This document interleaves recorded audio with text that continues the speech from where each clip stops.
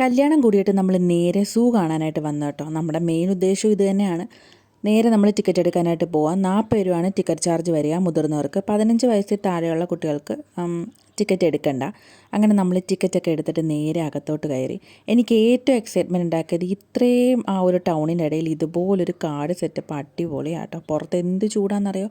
അവിടെ നിന്നകത്തോട്ട് കയറിയപ്പോഴത്തേക്ക് വല്ലാത്തൊരു എഫക്റ്റായിരുന്നു. ബേർഡ്സും ആനിമൽസും ഒക്കെ വളരെ കുറവായിരുന്നു. ബേഡ്സിൻ്റെ കളക്ഷനൊക്കെ നല്ല കുറവായിട്ട് തോന്നി. പക്ഷേ ഇവിടുത്തെ ആംബിയൻസ് ഒക്കെ അടിപൊളിയാട്ടോ.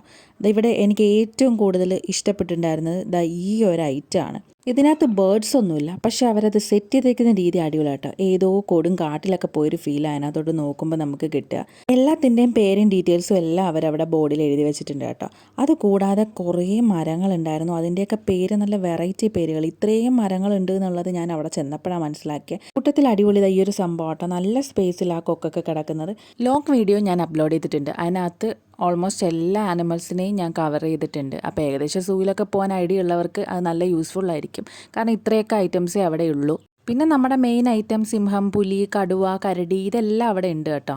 പാമ്പുകളുടെ സെക്ഷനാണ് കാണേണ്ടത്. അവിടെ മെയിൻ ഐറ്റം അനോക്കോണ്ട ഉണ്ട് കേട്ടോ. ഞാൻ അതിനെ കാണാൻ ഭയങ്കര എക്സൈറ്റ്മെൻറ്റിലായിരുന്നു. സംഭവം അടിപൊളി വലുതാട്ടോ. അതിൻ്റെ വീഡിയോസ് ഒന്നും എടുക്കാൻ പറ്റാത്തതുകൊണ്ട് എടുത്തില്ല. പിന്നെ പുലിയൊക്കെ കുറച്ചധികം പുലികൾ അവിടെ ഉണ്ടായിരുന്നു. അത് നല്ല കൂളായിട്ട് അവിടെ കിടപ്പുണ്ട്. അതിൻ്റേതായ എന്തൊക്കെയോ പരിപാടികളൊക്കെ ചെയ്തുകൊണ്ട് അവിടെ കിടപ്പുണ്ട് കേട്ടോ. പിന്നെ നമ്മളിതാ വെള്ളക്കടുവയെ കണ്ടു. ആദ്യം പോയപ്പോഴത്തേക്ക് ഇതിനെ കാണാൻ പറ്റിയില്ല. ഇത് ഒരു മരത്തിൻ്റെ പുറകെ കിടക്കായിരുന്നു. പിന്നെ നമ്മൾ പോയപ്പോൾ ആൾ നല്ല രീതിയിൽ എഴുന്നേറ്റ് നടപ്പുണ്ടായിരുന്നു. ഉച്ചയ്ക്ക് ഫുഡൊക്കെ കഴിച്ചിട്ട് എല്ലാവരും ഉച്ചമയക്കത്തിലായിരുന്നു കേട്ടോ. കൂട്ടിക്കിടക്കുന്ന ഇതെല്ലാം നല്ല മയക്കത്തിലായിരുന്നു. എന്തായാലും എല്ലാത്തിനെയും കണ്ട് പയ്യെ നമ്മൾ പുറത്തേക്ക് ഇറങ്ങി.